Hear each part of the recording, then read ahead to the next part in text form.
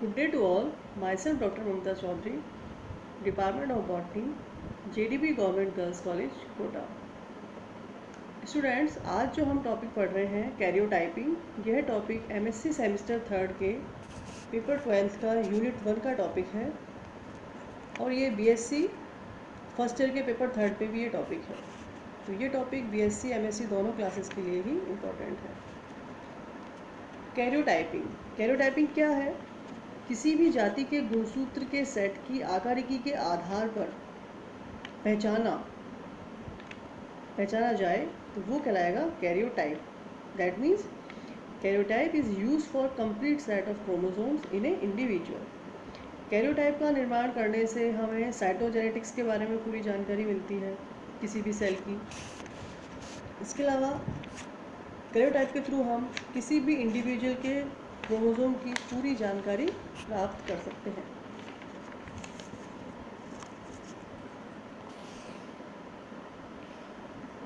Introduction. Particular chromosome complement of an individual or a related group of individuals as defined by the chromosome size, morphology and number is known as karyotype. Karyotype क्या है? जिसमें आप chromosome का size, morphology और number के बारे में जानकारी आपको मिले, वो कहलाता है कैरियोटाइप। कैरियोटाइप के थ्रू हम किसी भी क्रोमोसोम का size, position,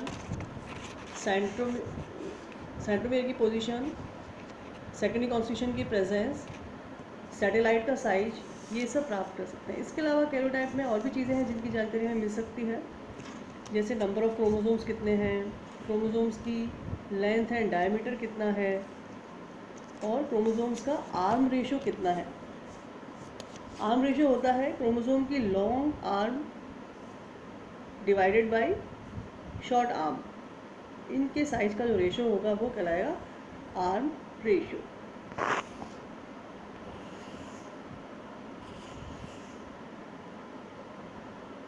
The carrion word is derived from Greek word which means nucleus. Karyotype is represented as ideogram. When the haploid set of chromosome of an organism are ordered in a series of decreasing size, it is said to be an ideogram. In other sense, diagrammatic representation of a karyotype is an ideogram. अगर आप chromosome की morphology को, उसकी संख्या को diagram के through समझाते हो तो हम इसे कहेंगे इडियोग्राम। History of karyotyping.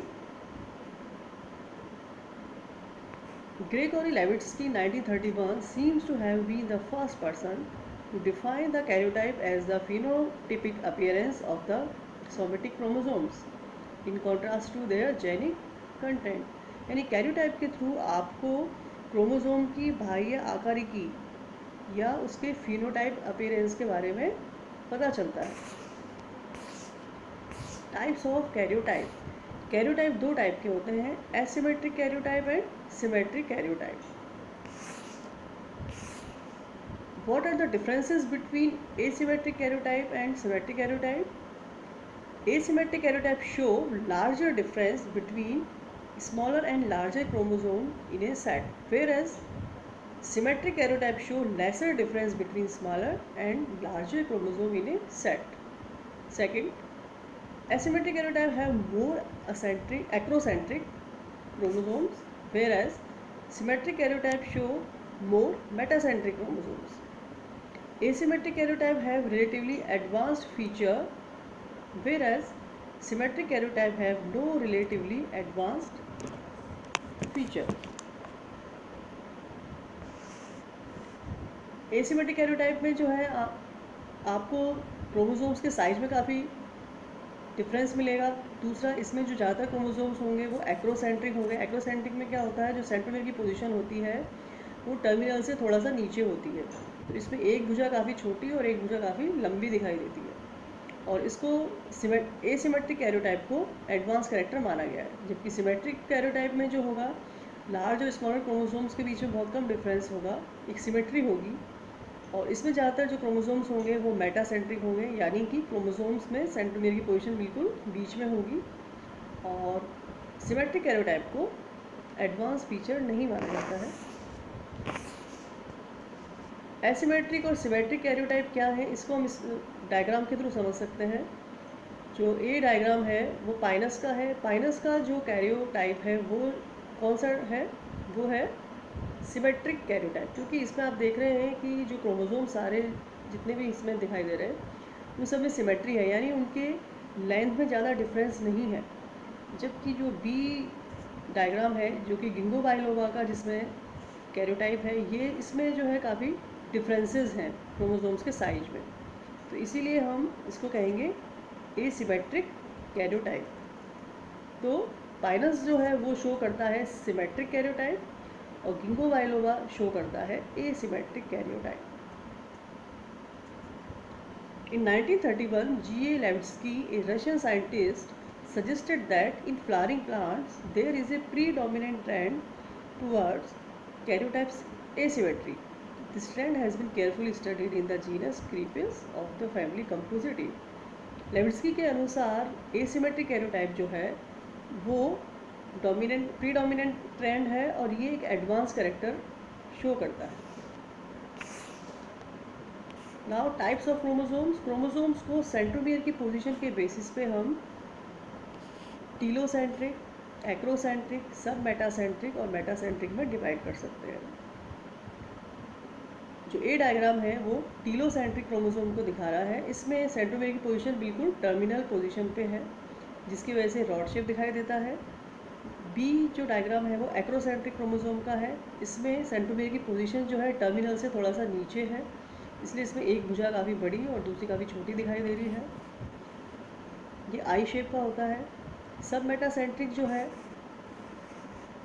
इसमें सेंट्रोमियर की पोजीशन मध्य स्थिति से थोड़ा सा दूर होती है, बिल्कुल बीच में ना होकर थोड़ा सा दूर होती है। इस वजह से क्रोमोसोम जो है वो जे शेप के दिखाई देते हैं।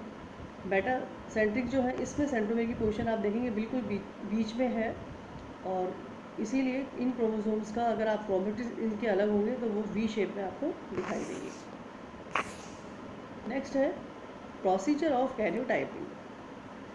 कैरियोटाइप का बनाने का जो प्रोसीजर है वो एनिमल्स और प्लांट्स में अलग अलग है। एनिमल्स में फॉर एग्जांपल ह्यूमन बीइंग, इसमें जो प्रोसीजर आप जो देख रहे हो पिक्चर में वो ह्यूमन बीइंग के कैरियोटाइप बनाने का मेथड है। इसके लिए सबसे पहले ह्यूमन बीइंग से ब्लड सैंपल लिया जाएगा 5 ml। इस ब्लड सैंपल को फाइटोहीमोग्लूटिनिन के साथ कल्चर करेंगे, जिसके लिए 37 डिग्री सेल्सियस टेम्परेचर जो है अरेंज किया जाता है और 3 दिन के लिए इसको कल्चर रखा जाता है। इसके बाद इसमें कॉल्चिसिन और हाइपोटोनिक सेलाइन ऐड कर देंगे, जिससे क्या होगा, सेल फिक्स हो जाएंगी। सेल फिक्सेशन का मतलब है कि कॉल्चिसिन एसिड जब सेल सॉल्यूशन में डाल दिया जाएगा तो सेल डिवीज़न की जो स्टेज है मेटाफेज, वहाँ ये फिक्स हो जाएगा। मेटाफेज के बाद जो है सेल्स आगे डिवाइड नहीं करेंगी, और हमें स्टडी के लिए मेटाफेज अवस्था ही चाहिए, क्योंकि मेटाफेज में ही क्रोमोसोम कंडेंस्ड और अप्रोप्रिएट शेप और साइज के हमें दिखाई देते हैं। इसलिए मेटाफेज जो है वो सबसे बेस्ट स्टेज है क्रोमोसोम्स की स्टडी के लिए। इसके बाद सेल फिक्सेशन के बाद हम इसको स्लाइड पे रखेंगे और इसको ट्रिप्सिन एंजाइम से डाइजेस्ट करने के बाद इसको जिम्सा स्टेन से स्टेन करेंगे। इसके बाद इसको माइक्रोस्कोप में इसकी स्टडी करेंगे। माइक्रोस्कोप में स्टडी के बेसिस पर फिर इसका पूरा कैरियोटाइप बना लिया जाता है। तो ये है procedure of karyotyping in human beings. Next है process of karyotyping in plants. Plants के अंदर कैरियोटाइप कैसे बनाया जाता है। सबसे पहले हम प्लांट्स का रूट टिप पोर्शन लेंगे, जिसकी जो लेंथ है वो 0.5 से 1 सेंटीमीटर हो सकती है। इसको कॉल्चिसिन केमिकल से ट्रीट करेंगे 3 घंटे के लिए और टेम्परेचर को मेंटेन करेंगे 26 डिग्री सेल्सियस पे। इसके बाद इसका स्लाइड बनाया जाएगा रूट टिप मटेरियल का, और फिर इसमें एंड बेंडिंग टेक्निक का यूज़ किया जाएगा। एंड बेंडिंग टेक्निक क्या है। एंड बेंडिंग टेक्निक में हम जो मटेरियल है हमारा रूट टिप का, जिसकी हमें कैरियोटाइप करना है, उसको जिम्सा स्टेन और 5% ट्राइक्लोरो एसिटिक एसिड के साथ मिक्स करके इसको 95 डिग्री सेल्सियस पे रखा जाता है 30 मिनट के लिए। फिर इसके बाद अमोनियम क्लोराइड सॉल्यूशन मिला के इसको 60 डिग्री सेल्सियस पर आधे घंटे के लिए रखा जाता है। तो इस टेक्निक के थ्रू जो है क्रोमोसोम्स में स्टेनिंग आ जाती है और फिर हम उनकी स्टडी इजीली कर सकते हैं और उनका कैरियोटाइप बना सकते हैं। This is a process of karyotyping in plants. Next, representation of a karyotype. आप जो है कैरोटाइप को रिप्रेजेंट कैसे करेंगे, कैसे आप कैरोटाइप को दर्शाएंगे? By arranging chromosomes of somatic complement in a descending order of size keeping their centromere in a straight line. Karyotype बनाने के लिए सबसे इंपॉर्टेंट चीज़ ये है कि कैरोटाइप में जो बड़े साइज के क्रोमोसोम्स होते हैं उनको हमेशा लेफ्ट में रखा जाता है, और जो छोटे साइज के क्रोमोसोम्स हैं उनको एक्सट्रीम राइट में रखा जाता है। सेक्स क्रोमोसोम्स को भी एक्सट्रीम राइट में ही रखा जाता है। तो इस तरह से किसी भी कैरोटाइप का रिप्रेजेंटेशन किया जाता है। आप ये पिक्चर देख रहे हैं, ये जो कैरोटाइप है ये ह्यूमन बीइंग का ही कैरोटाइप है। इसमें क्रोमोसोम्स हम सब जानते हैं, क्रोमोसोम नंबर ह्यूमन बीइंग्स में 23 पेयर्स होता है। इसमें एक एक होमोलोगस क्रोमोसोम्स का पेयर होता है 23। इसमें एक एक क्रोमोसोम के थ्रू पूरा कैरोटाइप दर्शाया गया है। तो आप इस पिक्चर में सेंट्रोमियर की पोजीशन जो है वो रेड डॉट से दिखाई गई है। तो इस कैरियोटाइप से आप पता लगा सकते हैं कि कौन से नंबर का क्रोमोसोम्स जो है उसमें बैंडिंग कैसे दिखाई दे रही है और उसका शेप कैसा है। फॉर एग्जांपल, नंबर 1 जो क्रोमोसोम है उसमें सेंट्रोमियर की पोजीशन बिल्कुल बीच में है। इसका मतलब ये क्रोमोसोम कौन सा हुआ? मेटासेंट्रिक टाइप का। और इसमें जो आपको पट्टियाँ यानी बैंड्स दिख रहे हैं, कुछ डार्क ब्लैक में हैं, कुछ ग्रे हैं, कुछ वाइट हैं। तो जो डार्क स्टेन है, ब्लैक कलर के हैं, वो हाईली कंडेंस्ड है वहाँ से क्रोमोसोम, इसलिए वो बैंड हमें दिखाई दे रहा है डार्क कलर का। और जहाँ पर लाइट बैंड्स है वहाँ पर क्रोमोसोम में कंडेंसेशन कम है, यानी जो डार्क कलर है वो हेट्रोक्रोमेटिक एरिया दर्शाता है, जबकि जो लाइट कलर है वो यूक्रोमेटिक एरिया दर्शाता है। इस तरह से क्रोमोसोम नंबर 2 है, ये जो है सब मेटासेंट्रिक है। क्रोमोसोम नंबर 3 जो है ये मेटासेंट्रिक है। 4 जो है वो एक्रोसेंट्रिक दिखाई दे रहा है। तो इस तरह से आप सारे जो क्रोमोसोम्स का देखेंगे तो आपको पिक्चर से पता चल जाएगा कि कौन सा क्रोमोसोम एक्रोसेंट्रिक है, मेटासेंट्रिक है या सब मेटासेंट्रिक है, किस तरह की इसमें बैंडिंग है वो भी हमें इसमें क्लियर दिख रही है। लास्ट में जो है सेक्स क्रोमोसोम दिखाए गए हैं, chromosome X and chromosome Y. तो इस तरह से पूरा ये ह्यूमन बीइंग का कैरियोटाइप दिखाया गया है।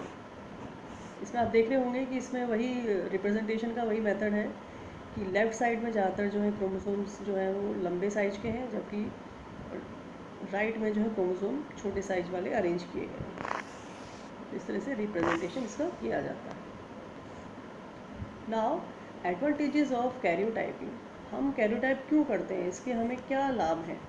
First, karyotyping reveals structural features of each chromosome. जैसे कि हमने भी देखा ह्यूमन बीइंग का कैरियोटाइप, कि इसमें हम पूरे कैरियोटाइप से ही पता लगा सकते हैं कि कौन सा क्रोमोसोम जो है उसका स्ट्रक्चर क्या है, यानी क्रोमोसोम जो है मेटासेंट्रिक है, सब मेटासेंट्रिक है या एक्रोसेंट्रिक है।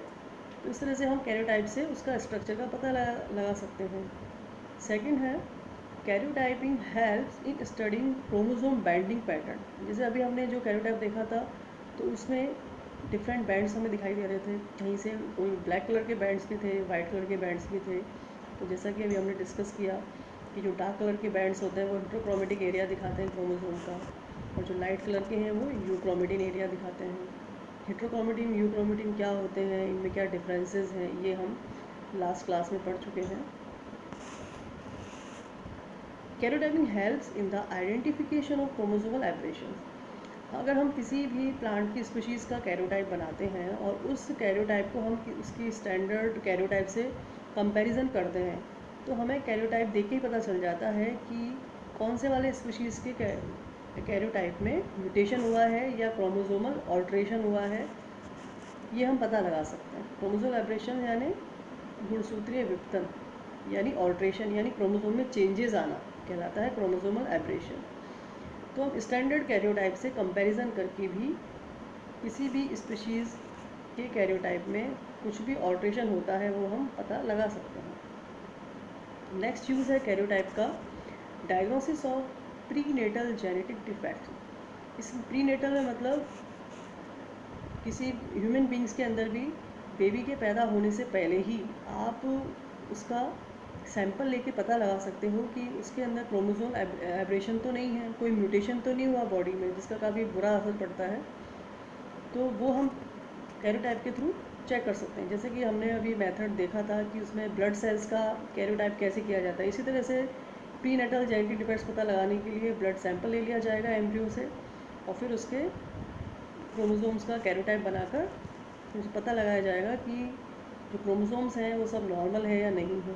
तो ये भी हम डायग्नोस कर सकते हैं।